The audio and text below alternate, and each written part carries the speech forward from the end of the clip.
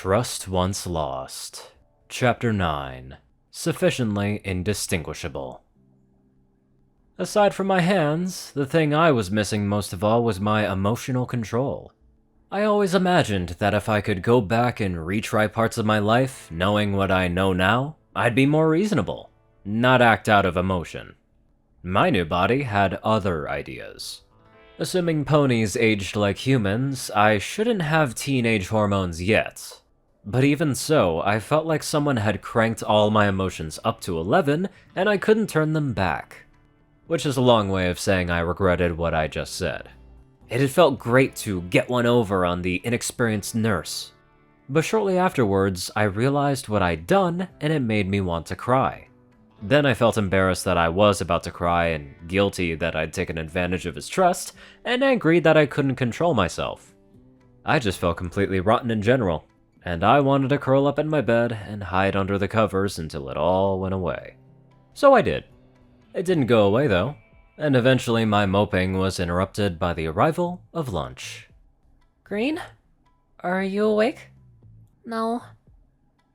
I'm sorry about earlier. I didn't mean to upset you. Amy was walking on eggshells now, even less sure of himself. I'd done that.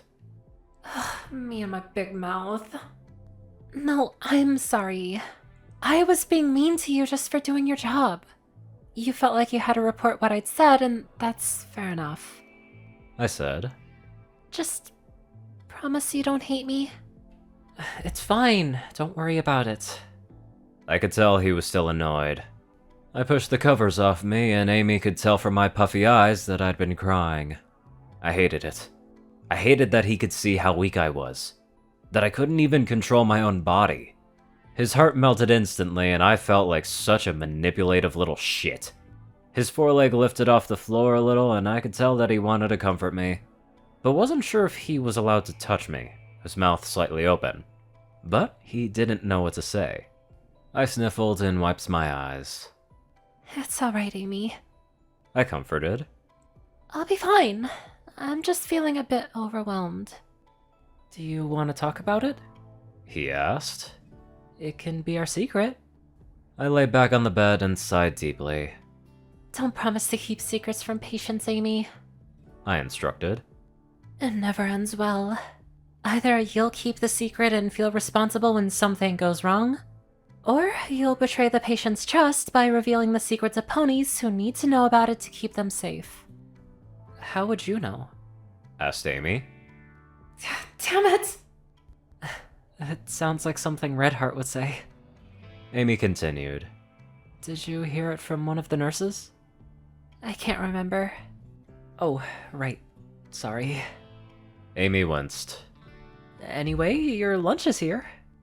Lunch didn't look particularly appetizing, but I was hungry enough that I could just ignore that and eat it anyway.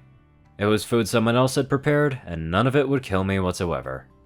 I managed to eat the daffodil sandwiches by nudging them to the edge of the plate so I could grab the corner with my teeth, and then balance the sandwich on the flat of my hoof. The apple juice came in a little bottle and, mercifully, already had a straw in it. The juice was sweet and fresh, but I'd never really liked the taste of apples, and it seemed that it carried over to this body.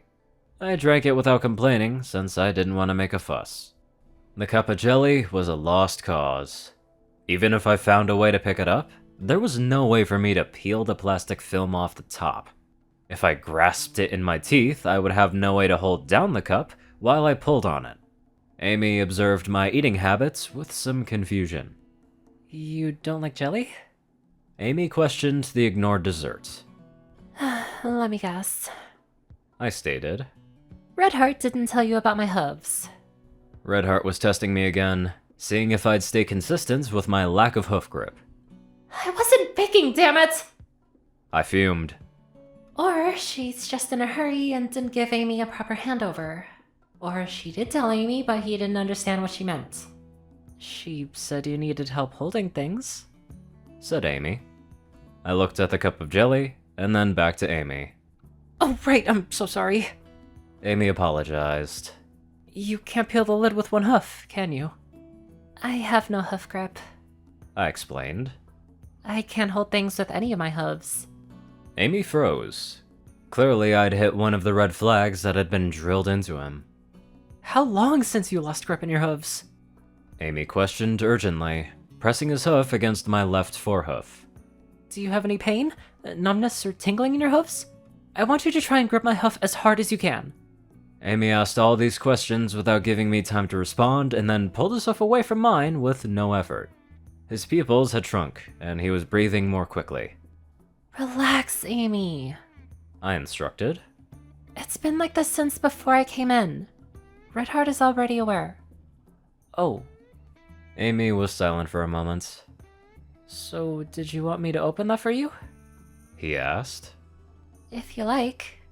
I replied. But you'll have to hold the spoon for me. Oh, that's fine. Amy reassured.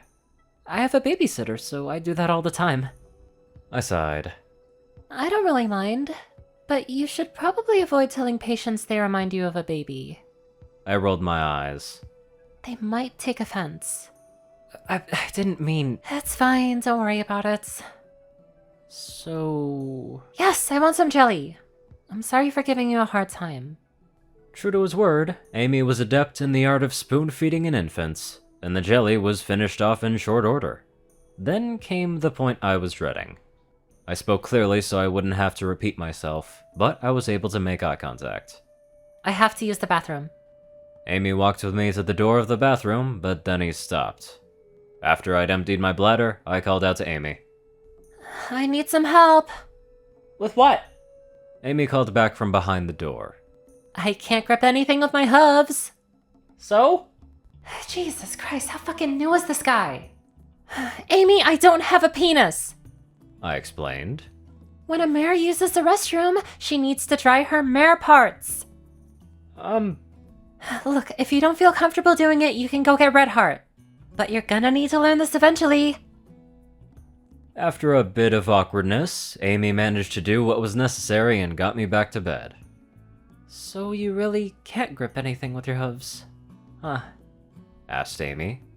It took all my child-level self-control to avoid a face hoof that would have driven my hoof through to the opposite side of my skull. As it was, I just groaned, squeezed my eyes shut, and slammed my head back into the pillow. For fuck's sake, Amy, can you just nap for 2 fucking minutes? Are you alright, Green? Amy asked with concern. No. I was resisting the urge to thrash around and throw a tantrum. What's wrong? Leave me alone. But I'm not supposed to leave. Then just sit there and be quiet! Before I say something I regret. Amy's mouth closed with an audible click. Relax. Breathe. Don't strangle Amy. After a couple minutes of breathing, my anger had subsided, and I was left with a sickening feeling of shame. Oh god, I was gonna cry again, wasn't I?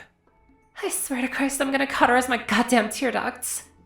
I managed not to full-on cry, but my eyes were watery and my vision blurry.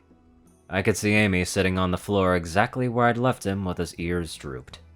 He didn't even know what he'd done wrong. I'm sorry, Amy. I consoled. I shouldn't have yelled at you. I'm just having trouble controlling my emotions. But that's no excuse. I shouldn't have taken it out on you. Amy hesitated, and then opened his mouth to speak before thinking better of it. You can speak now. I snarked. Well, Amy was flustered.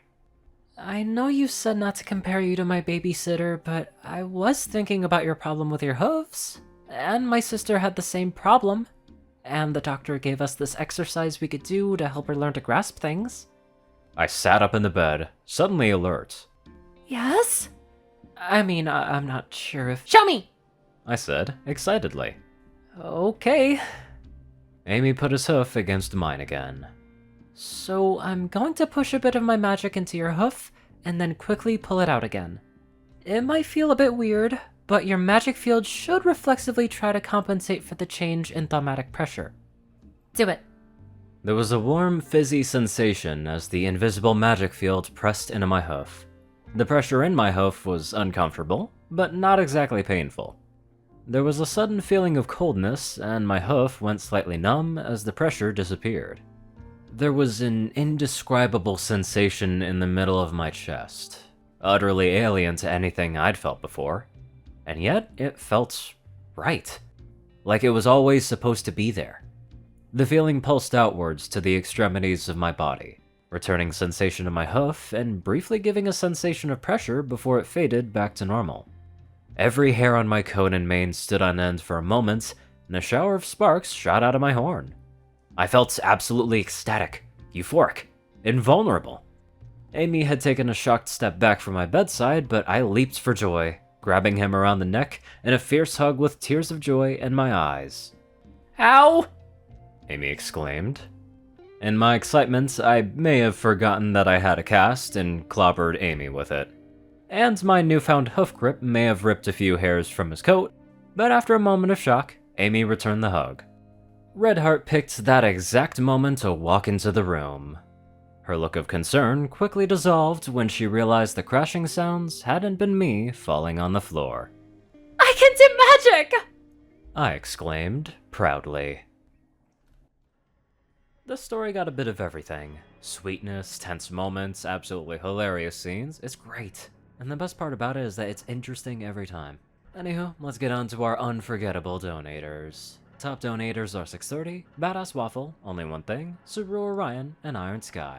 Darkside, Rayden, Narwhals, Blackmoonheart, Pastel Skies, Austin, Rolan, Stu Hicks, Swordbrother, Immortal, Omicron, Lyra, RuneScythe 9852, Will, Chris, Twinkie, Riot Soul, Shadow Moon, Luigi 88, Chancellor Crust, Big Smoke 369, Jesse Smith, Podcat GJF, and many more fabulous people. Thank you all so much for watching this video and live life to the fullest.